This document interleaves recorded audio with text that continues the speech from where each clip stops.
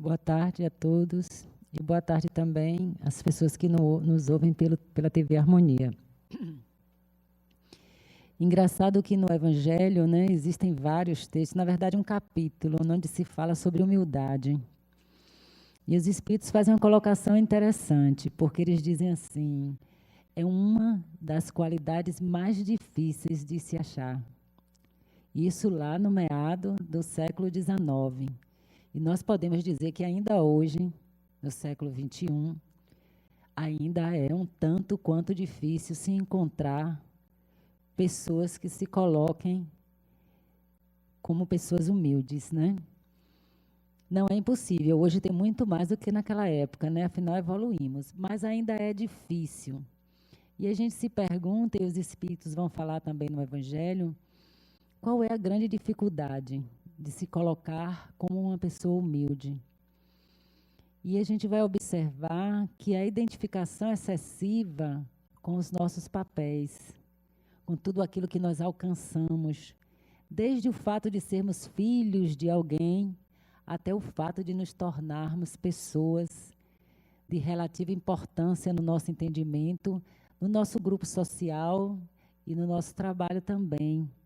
Às vezes, por uma questão de autoridade, ser pai, a gente se refere ao filho, não é? E considera que merece uma deferência maior, uma consideração maior, porque somos pais. Então, nós confundimos, na verdade, humildade com humilhação. O que nós temos medo, na verdade, é de nos sentirmos humilhados e de sermos humilhados. E não compreendemos a grande diferença que existe entre essas duas coisas. Porque a humildade é uma qualidade da alma. O espírito tem como semente em si esta qualidade da humildade. E a humilhação não é uma qualidade, é um sentimento que é desperto em nós pelos nossos valores diante da ação de outra pessoa ou diante das circunstâncias. Então, eu posso me sentir humilhada por coisas que outros considerem pequenas. E posso não me sentir humilhada por coisas que outros considerem enormes. Então, a gente observa que há uma variação. E essa variação está ligada ao entendimento da pessoa. A capacidade que o indivíduo tem de compreender de forma mais ampla a situação. Então, eu posso perfeitamente me sentir humilhada sem que necessariamente o ato que eu tenha sofrido ou na minha interação com outra pessoa haja nada que para a maioria das pessoas seja considerado humilhante. Então, eu tenho toda uma estrutura dentro de mim que pode conter também alguns complexos, né, principalmente os de inferioridade, que façam com que qualquer coisa que o outro me diga me faça sentir humilhada. E interessante é que quem se sente humilhado, inevitavelmente, é uma pessoa que ainda vive no orgulho. Porque ninguém que se considere, que não se considere superior, vai se sentir humilhado. Geralmente a gente se considera num ponto em que o outro não respeitou. Então, se eu sou uma doutora, seja em medicina, seja em psicologia, seja em direito, seja lá em que for, e alguém me trata como se eu fosse uma pessoa qualquer, ou como se eu fosse uma pessoa que só tenho uma instrução no nível básico ou só no nível universitário, dependendo dos meus valores, da minha visão de mundo, eu posso me sentir plenamente ofendida e destratada. Então, o que a gente observa de importante é que essa sensação de humilhação, ela está ligada diretamente a uma concepção que nós temos de nós mesmos e que, lamentavelmente, na maioria das vezes, está ligado aos papéis que nós representamos. Então, nós conquistamos com muita dificuldade posições no mundo. A gente chegou a essa batalha de lutar por essas posições porque observamos que a vida era melhor de quem tinha certas deferências, porque nossos pais nos incentivaram, estou criando, investindo na sua educação, para você ser um grande homem, para você ser uma grande mulher, para você ter um bom salário. Todas essas coisas vão constituindo um repertório que nós nos tornamos essas coisas. E esquecemos que são coisas que não avaliam totalmente o nosso valor e mais que são provisórias. Podem ser provisórias numa mesma vida. Eu posso hoje fazer um grande curso. Eu me lembro que quando eu me formei e quando comecei a trabalhar como jornalista, era difícil encontrar uma jornalista que tivesse uma pós-graduação. Então, tinha vantagens por causa disso, de salário, de tudo, porque eu era uma das poucas jornalistas que tinha pós-graduação. Hoje, o tempo passou, o pessoal hoje investe pesado nessa habilitação. Resultado, com pouco tempo eu estava vendo todo mundo com mestrado, doutorado, e eu não saí da especialização, porque tive filho, tive uma série de dificuldades e não pude continuar os estudos. Mas agora o que é difícil é você encontrar alguém que esteja no mercado mesmo e que não tenha, pelo menos, a especialização ou o mestrado. Então, de repente, o que era maravilhoso e fantástico, que era uma especialização, se tornou pouca coisa com o passar do tempo. Da mesma forma, se nós observarmos, tudo que nos liga a alguma importância, que nós nos identificamos, está sempre dentro do espaço do provisório. Sempre passa. Às vezes até eu posso me orgulhar de ser mãe, mas também tem uma idade que passa o materno, né? Que se a gente ficar insistindo, os filhos até se aborrecem. E com justa razão. Porque não é possível ser filho a vida inteira, ninguém aguenta, né? Às vezes, algumas mães acham que devem ser mães a vida inteira, mas os filhos, com certeza, a esmagadora maioria, deseja uma certa liberdade. Então, de alguma forma, vai passar meu tempo de ser mãe, não é? Se eu tiver a melhor de todas as profissões, um dia eu vou me aposentar, um dia eu não vou poder continuar e vai passar também. E quando eu desencarnar, tudo isso ficará para trás. A maioria das coisas de tanto que nos vangloriávamos vai ficar para trás. A única coisa que vai permanecer é o quanto esses papéis vivenciados, sinceramente e da melhor forma possível, acrescentou de genuíno à minha alma. O que eu aprendi com esses papéis. E não só a representação deles, basicamente, para eu me sentir bem diante do social. Então, se a gente tem em mente que tudo é provisório, e se tem em mente também que a perspectiva do espírito é diferente da perspectiva nossa encarnado, onde aqui tudo é de uma importância muito grande, e para o espírito é apenas experiência, nós estamos experienciando, porque, do ponto de vista da visão espiritual, nós sabemos que tudo é passageiro, né? Que outras famílias, outras profissões, outras cidades, outros status sociais virão. Eu posso hoje ter um grande status social, na próxima encarnação eu sou uma pessoa simples e vice-versa. Então, quando nós observamos com este olhar diferente, nós observamos que precisamos nutrir e alimentar a nossa identidade espiritual, que é a consciência de que somos espíritos e de que somos filhos de um Deus. Então, quando os espíritos vão explicar sobre a humildade, ele diz o seguinte: é a capacidade que o indivíduo tem de reconhecer que é filho de algo maior do que ele. É a necessidade de compreender que existe algo maior do que ele. E que este algo maior do que ele também pertence a cada um de nós, porque também nós participamos, como filhos de Deus, da imortalidade e participaremos da perfeição.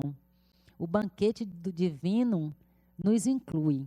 Nós é que nos excluímos dele quando identificamos apenas na experiência carnal a coisa mais importante. Mas se não percebemos a matéria como a coisa mais importante e as vivências desse papel, que são nossas experiências com a matéria também, como mais importante, a gente vai poder ter uma outra visão que vai mudar a perspectiva. E aí sim, nós vamos poder manifestar a nossa humildade. Porque o ser humilde, ele está diante do divino, sabendo que o divino é mais importante. E se nos percebemos como filho de Deus, nós somos iguais. Não existe diferença. Qual é a diferença que tem entre um filho de Deus formado e pós-graduado e um filho de Deus ignorante, por enquanto? Qual a diferença que tem num filho de Deus rico e num filho de Deus pobre? Não há diferença alguma, porque Jesus já dizia no Evangelho que Deus não distingue seus filhos. Ele faz chover e fazer sol para criminosos e para santos. Ele nunca distinguiu seus filhos. Nunca. Nós, cada um de nós, é que vamos construindo a nossa perfeição, porque num determinado ponto evolutivo, nós mesmos nos sentimos horrorizados com o nosso pouco amor, com a nossa violência, com a nossa ignorância.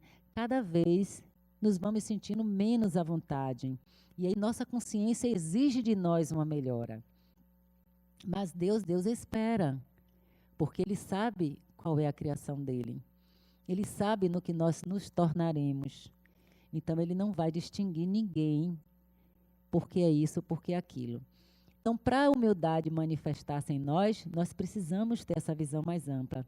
Eu me lembro de uma história que contam, né, de Gandhi, que pode ser interessante para nos ajudar na reflexão da humildade, porque perguntaram a ele se ele tinha facilidade para perdoar e como é que ele perdoava. E ele respondeu assim: eu nunca precisei perdoar. Como que você nunca precisou perdoar? E ele respondeu: porque eu nunca me senti ofendido. Com a humildade a gente pode dizer a mesma coisa. Eu nunca me senti humilhado. Porque eu não me permiti sentir humilhado. Eu sei quem eu sou. Porque o mais interessante é imaginar que quem se sente humilhado se imagina muito grande, mas na verdade se percebe muito pequeno, porque se percebe capaz de ser destruído pelo outro, se percebe capaz de ser destruído pela circunstância. Então, na verdade, em termos de valor real, ele não desenvolveu o valor real de si mesmo, porque se ele tivesse desenvolvido, ele não se sentia ameaçado a esse ponto. Já quem é humilde, não é? Já quando nós estamos exercitando a nossa humildade, nós temos uma grandeza imensa, porque nós olhamos para a realidade passageira e sabemos que essa realidade vai passar, mas eu, o Espírito, continuarei. Observando e olhando, ela vai passar e eu vou continuar. Então, o humilde, na verdade, é o que tem mais consciência da sua grandeza, porque tem consciência da sua grandeza como espírito e não como algo passageiro. Então, ele não vai se aborrecer nem se sentir humilhado por algo que é menor do que ele. Não tem como ele se sentir humilhado por algo que ele considere menor do que ele. E toda a experiência na matéria são apenas representações de algo mais importante que somos nós enquanto espíritos. Não é o nosso ego, é a nossa alma. Essa alma é grande. E é tão grande que reconhece em qualquer outra alma também o seu aspecto divino. Então eu posso servir ao outro tranquilamente porque estou servindo alguém que é igual a mim. Grandioso como eu, mas grandioso diante de Deus, não dos eventos passageiros. Já na maioria das vezes, quando nos orgulhamos, nós temos necessidade de perceber que somos melhor do que o outro. Quando a gente conta nossos feitos, quando contamos nossos feitos, a gente tem que mostrar como a gente foi mais do que os outros foram, para nós nos sentirmos grandes e importantes. Não que nada disso não tenha a ver com o nosso processo evolutivo, é claro. Ninguém vai deixar de galgar o seu desenvolvimento e necessariamente se destacar aqui ou ali, faz parte. Mas quando eu me identifico com aquele papel, como se eu fosse tudo aquilo e somente aquilo, aí mora o perigo, porque um dia vai acabar. Um dia eu não vou ser mais tudo aquilo. Se não acabar durante uma vida inteira, com certeza quando eu desencarnar vai acabar. Porque do lado de lá, nada disso não vai ter importância, né?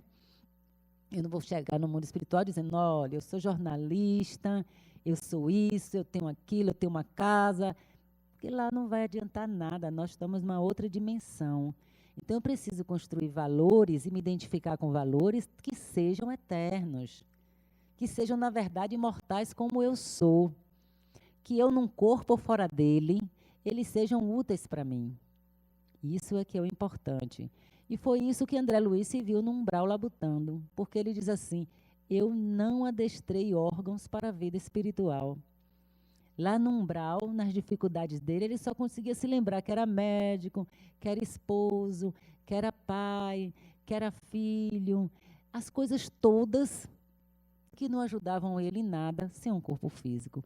Tem sentido aqui, mas fora do corpo a gente precisa ter algo a mais, que é essa identidade construída no reconhecimento de que somos espíritos. Somos também nossas personalidades transitórias, é óbvio, elas são necessárias. É o nosso espírito também que constrói essa personalidade transitória, mas acontece que eu não posso me identificar apenas com ela. Porque se eu me identificar apenas com ela, eu me torno um sujeito menor. E como eu me sinto um sujeito menor, eu tendo a impor o meu poder sobre o outro. Então eu preciso ser orgulhosa e eu preciso humilhar, que não quer dizer que o outro precise se sentir humilhado. E aí Jesus, ao longo do Evangelho, que na verdade, todo o Evangelho de Jesus é um exemplo de humildade. Ele foi um ser que viveu a humildade, inclusive para exemplificar para nós, né? E algumas passagens foram separadas no Evangelho segundo o Espiritismo que são interessantes e podem também nos ajudar a entender melhor o que significa humildade, para que a gente não faça confusão e termine se sentindo humilhado em determinadas circunstâncias, né? Então, a primeira passagem separada dizia o seguinte: bem-aventurados os pobres de espírito, porque deles é o reino dos céus. E pobre de espírito aí, nessa passagem evangélica, não queria dizer, como às vezes a gente ouve falar, né? É um pobre de espírito, no sentido de que a pessoa seja ignorante. Não. Pobre de espírito, naquele sentido em que as pessoas dizem assim: eu entrego a Deus, é da vontade de Deus. Eu vou esperar o que é que Deus me orienta sobre isso.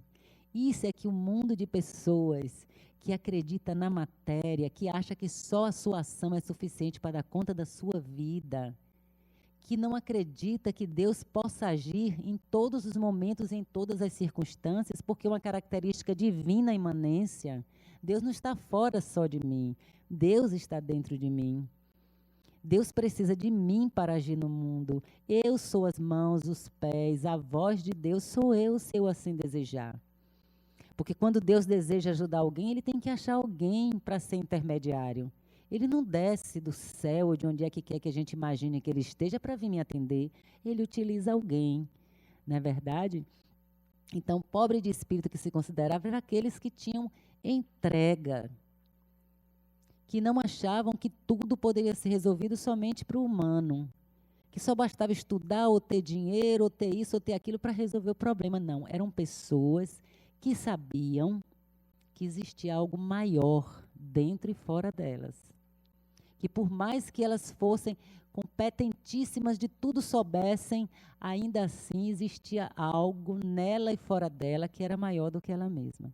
Então, esses eram os pobres do espírito. Então, nada mais natural que o reino dos céus seja dele. Porque o reino dos céus seria aquele instante em que a gente pode alcançar um nível de vibração em que é possível comungar com o divino. A humildade é o passaporte para a divindade. Porque só quando eu posso reconhecer que existe um Deus, eu posso me relacionar com ele e eu posso viver experiências com ele. Mas se eu não acredito, se eu acho que não existe, ou se eu não me interesso por esse aspecto, eu só vou agir dentro daquilo que eu acredito. Não é verdade? É como Jung dizia, a consciência é importante porque o que eu não presto atenção, o que minha consciência não se dirige, não existe para mim. Isso é verdade. Eu posso passar centenas de vezes aqui e nunca ver a fundação, nunca reparar, nunca prestar atenção. E lá um dia alguém me diz, mas você passa todo dia por ali? Eu digo, nunca vi, não sei nem o que é. Porque se eu não olhar, se eu não me dirigir, aquilo não existe para mim. Então eu perco a oportunidade de estar vendo um outro aspecto da realidade, de estar interagindo com ele. Assim tudo em nós. Então os pobres do espírito são aqueles que conhecem o divino, são aqueles que se entregam ao divino. Uma outra passagem, Jesus vai dizer que venham a ele as criancinhas, né? Porque delas é o reino dos céus. E criança é algo interessante, porque ele nos ensina outra questão com relação à humildade, que é a inocência. Não é ingenuidade, não, é inocência.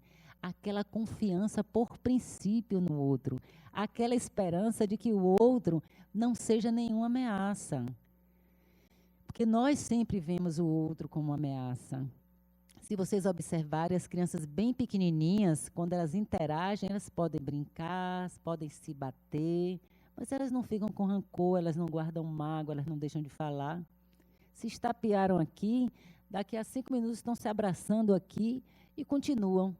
Até chegar numa idade em que os pais interfiram, às vezes com suas neuroses, ou a cultura se manifeste, né, dizendo para menino, você se respeite, não deixe ele lhe tratar dessa forma. Enquanto não existir isso, para a criança é todo mundo igual.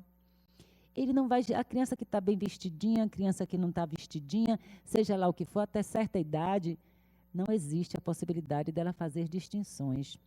Então, ela tem uma receptividade muito grande.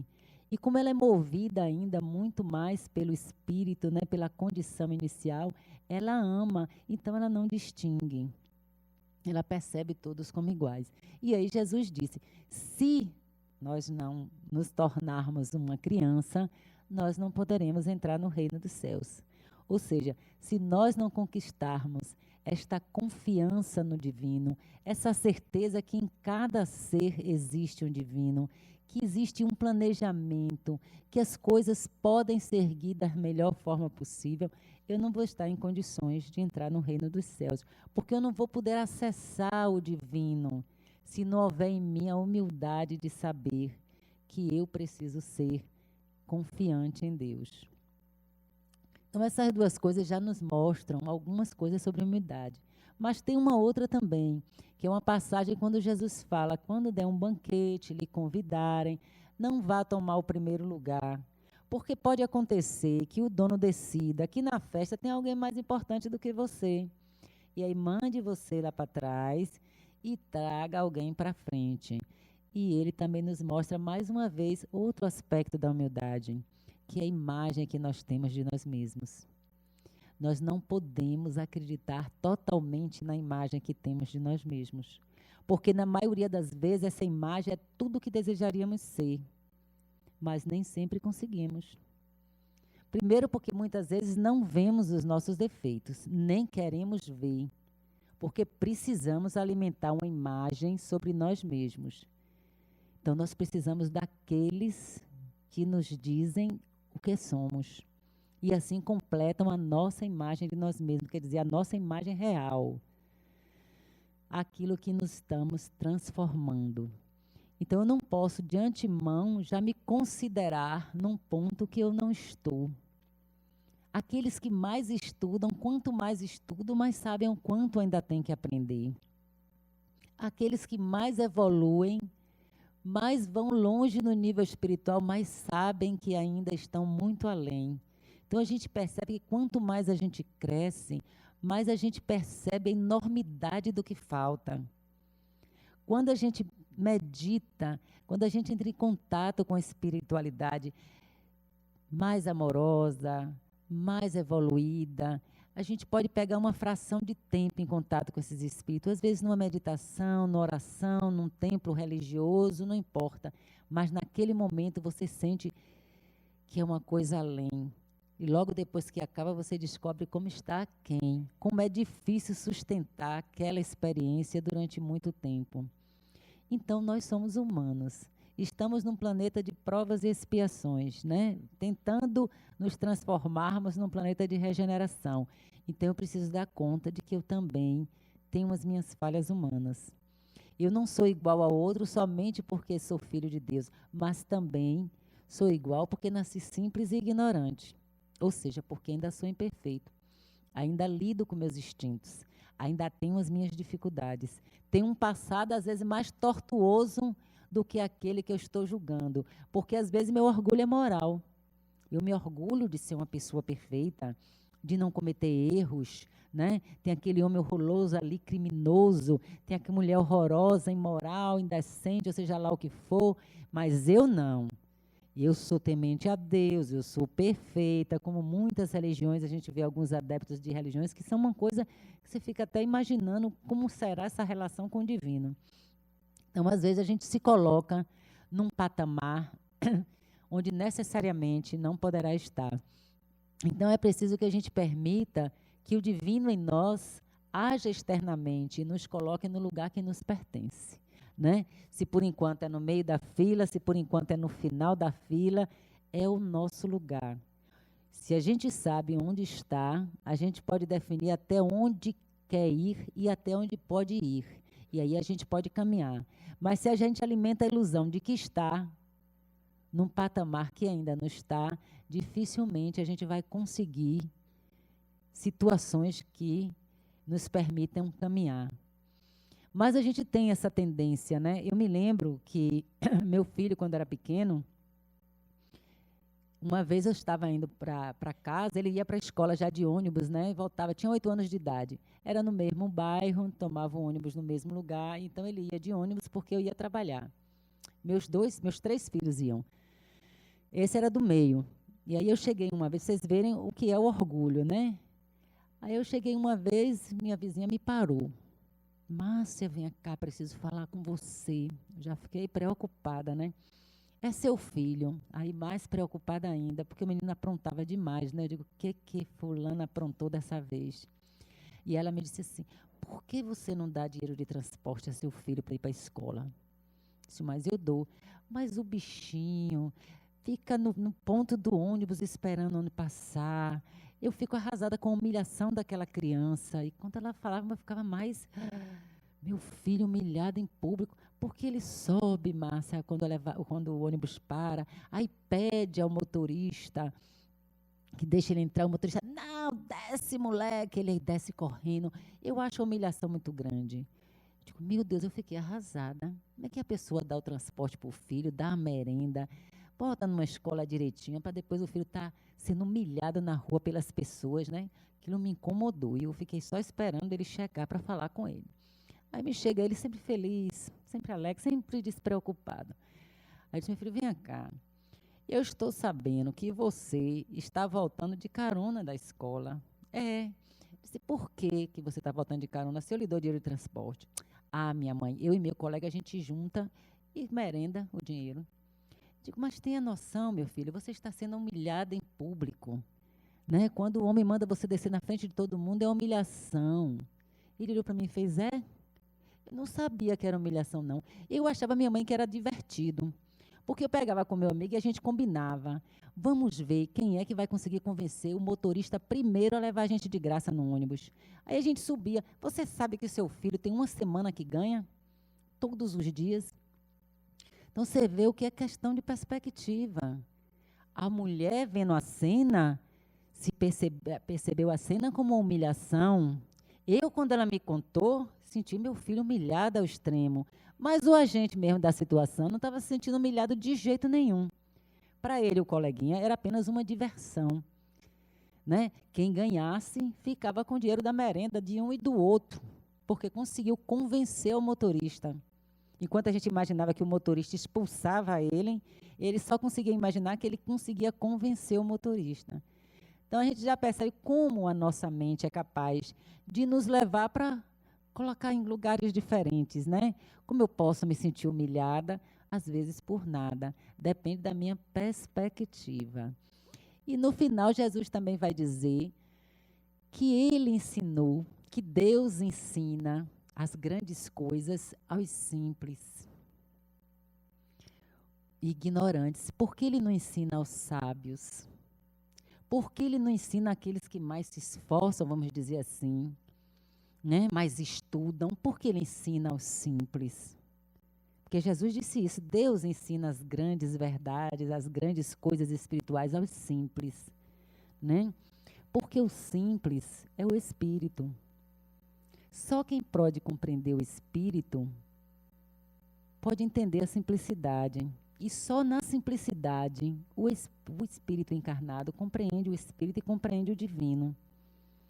Porque quando ele coloca muitas coisas para compreender algo tão simples, ele coloca muitas questões materiais, da experiência na matéria, da falsidade, da aparência, ele cria confusões múltiplas. Mas na simplicidade, sempre é possível fazer contato com o divino. Sempre é possível se conectar com as nossas potências como espírito, com as potências das nossas almas, na simplicidade. E a simplicidade entendida como algo honesto, direto, sem rodeios, na pergunta simples a Deus, no questionamento simples ao divino, no questionamento simples ao outro, porque Deus está sempre se manifestando também no outro, né? Poder chegar e falar simplesmente. Então, é na simplicidade que Deus se revela. E a gente precisa se perguntar também onde é que entra o amar quando falamos de humildade. Mas só tem uma pergunta: é possível ser humilde sem amar? Ou então, é possível amar sem ser humilde? As duas coisas estão tão relacionadas, porque o amor verdadeiro é uma vibração da alma também. E o amor, ele une as pessoas. Quando existe qualquer possibilidade de separação, o amor não está presente. Porque quando o amor está presente, ele entende somente a união. Ele não entende a separação, ele não entende a distinção, ele não entende fórmulas, educações formais, ele não entende nada disso. O amor só entende a partilha. A partilha entre uma alma e outra alma, ou entre almas, de um modo geral. Então, quando você ama verdadeiramente, você está no ponto e na perspectiva do Espírito. Então, não tem como ser humilde. Como não ser humilde. E se você alcançou a humildade, certamente você entrou também na perspectiva do Espírito. Então, não tem como você não amar. Não tem como não amar aquele que é seu igual. Aquele que foi criado como você, aquele que é filho de Deus, aquele que vivenciou o que você vivenciou, vai vivenciar ainda. Não tem como não amar, não tem como não estar junto daquele ser. E aí a gente tem que pensar também como essa perspectiva nos ajuda do ponto de vista da saúde. Nós adoecemos por um conjunto de coisas. Não são só as bactérias que aparecem, porque muitas vezes elas estão junto de nós, muitas vezes elas estão em nosso organismo. Muitas pessoas chegam perto de pessoas contaminadíssimas e não se contaminam. A gente tem essa possibilidade pela nossa desestabilização, a nossa falta de equilíbrio, a nossa desarmonia, em outras palavras. E a humildade tende a nos colocar numa harmonia, porque não deixa a gente se achar muito, nem deixa a gente se achar menos. Não deixa a gente julgar severamente o outro, nem deixa a gente se julgar severamente. Ela tende a encontrar um equilíbrio. Então, o estresse está por detrás de, se não de muitas doenças, pelo menos da não estabilidade, né? Da não cura mais rápido, porque prejudica o nosso estresse, prejudica todo o nosso corpo. Pressão pode aumentar, açúcar pode aumentar, distúrbios gastrointestinais, tontice, tantas coisas que estão sempre como fundo alguma questão emocional. E tem a ver com essa humildade, porque sendo a humildade uma perspectiva, quando a gente observa a confiança em Deus, porque se existe algo maior do que nós, esse algo maior nos criou e com certeza cuida de nós. Então eu não preciso de tanta aflição na vida. Eu não preciso de tanta angústia, porque eu não vivo no mundo como se fosse uma coisa qualquer, como se eu fosse um ser sem importância, que acontece aqui, acontece ali. Não. Eu tenho um planejamento. Quem me criou para a perfeição, para a felicidade. Então, por mais que as coisas estejam adversas neste momento, eu sei que a tendência é que essas coisas se equilibrem. Porque eu estou exercitando minha inteligência, porque eu posso ser inspirada por espíritos bondosos e porque eu sou um espírito que estou caminhando para a minha perfeição. Então, eu não preciso estar aflita, porque eu não estou ao abandono, não é? E se eu sou amada, melhor razão ainda, para saber que a minha vida é um zelo especial para Deus. Ele se ocupa de mim, como se ocupa de todos nós. Com isso, o meu estresse pode diminuir bastante. Quando eu penso que a vida mais importante é espiritual, quando eu penso que a situação que eu estou vivendo nesse momento, ela pode passar e ela vai passar, ela não é definitiva. Nós somos espíritos imortais. Teremos novas e novas oportunidades, veremos de outras formas a mesma vida. Então, eu não preciso ficar angustiada e ansiosa. Eu posso ter confiança, paz, serenidade e agir para corrigir a minha vida, agir para favorecer a minha felicidade e a minha paz. Então, a gente volta como o Espiritismo sempre volta, né? A responsabilidade é nossa. Nossa caminhada, nossas dores, nosso sucesso, nossas alegrias, nossas tristezas, fomos nós mesmos que colocamos em nossas vidas. E isso é bom, muito bom, porque se a gente fez isso uma vez, a gente pode fazer outras vezes. Cabe a nós termos consciência e querer trazer para a nossa vida saúde, paz, alegria. E a humildade é um bom exercício para que a gente se abra mesmo para a realidade de sermos construtores de nossas vidas e aquele mesmo que vai trazer a nossa felicidade. Muita paz para vocês, o pessoal que nos assiste na TV Harmonia, e um bom tratamento.